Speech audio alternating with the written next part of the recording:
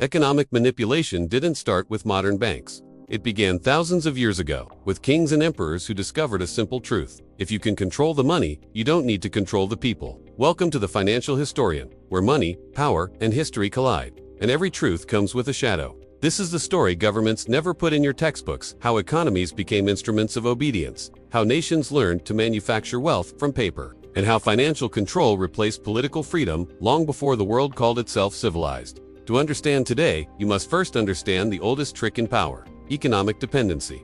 It all began in the ancient world. Kings didn't just rule with armies, they ruled with coins. Not because the coins themselves were valuable, but because the king's face was stamped on them. Egypt, Rome, Persia, every great empire discovered that if you controlled the currency, you controlled trade. If you controlled trade, you controlled survival. And if you controlled survival, you controlled loyalty.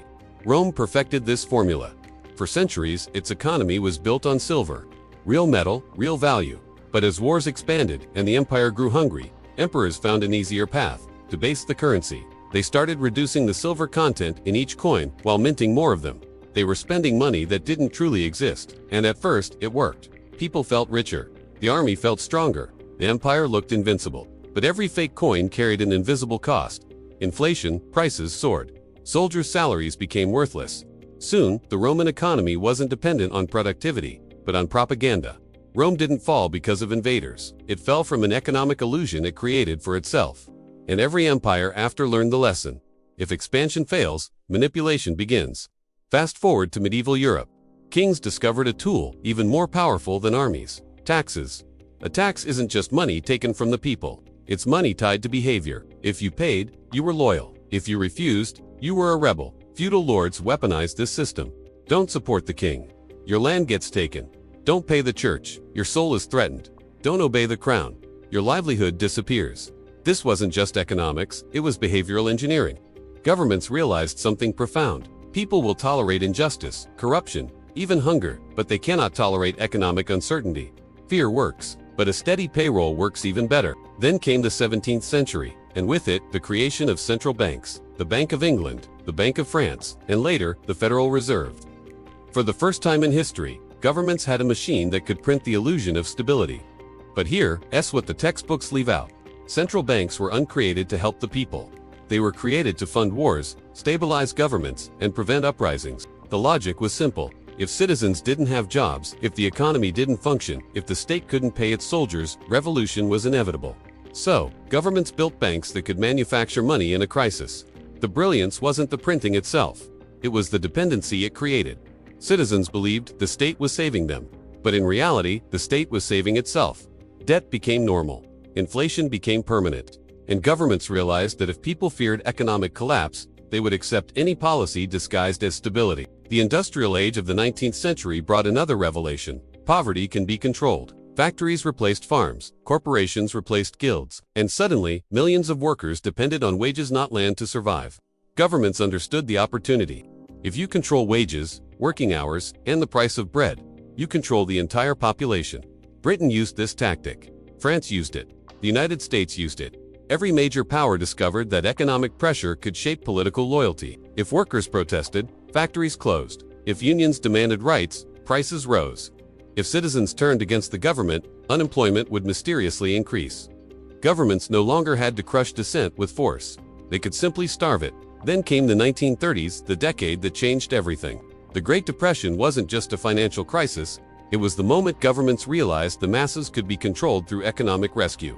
Unemployment skyrocketed, crops failed, banks collapsed, panic spread like wildfire, and leaders discovered a terrifying truth: in desperate times, people will accept any policy that promises stability.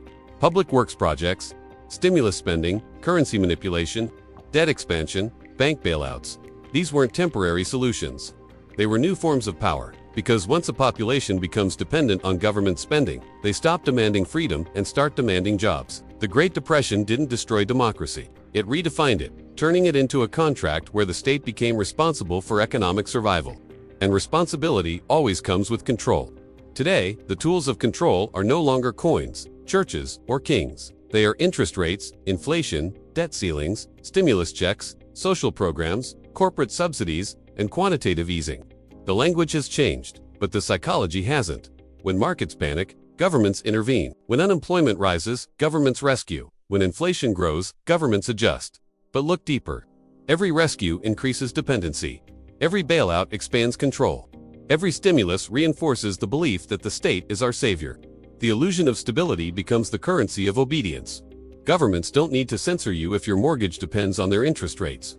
They don't need to control your speech if your job depends on state-funded industries. They don't need to force your loyalty if loyalty is profitable. Economic manipulation works not because it is powerful, but because it feels like protection. Now, we've entered a more dangerous chapter, one that history has never seen before. Digital currency, algorithmic markets, programmable payments, surveillance capitalism. For the first time, governments can control money not just by printing it, but by programming it. China's digital yuan already tracks every purchase.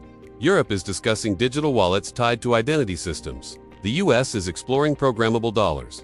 Imagine a world where your spending can be paused. Your savings can be restricted. Your paycheck can be conditioned on your behavior.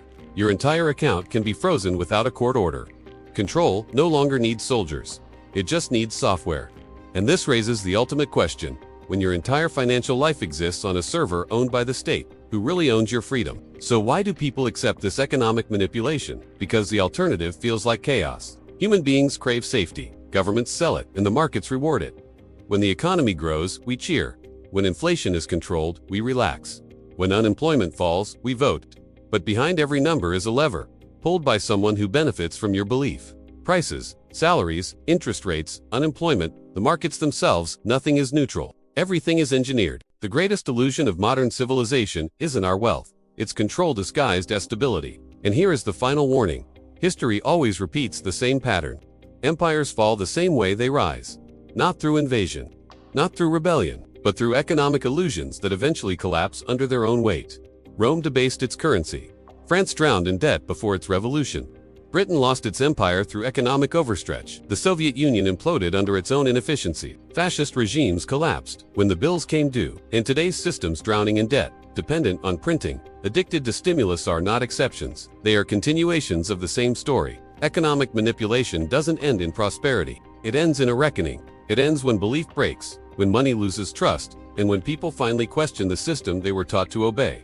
That's when history resets itself.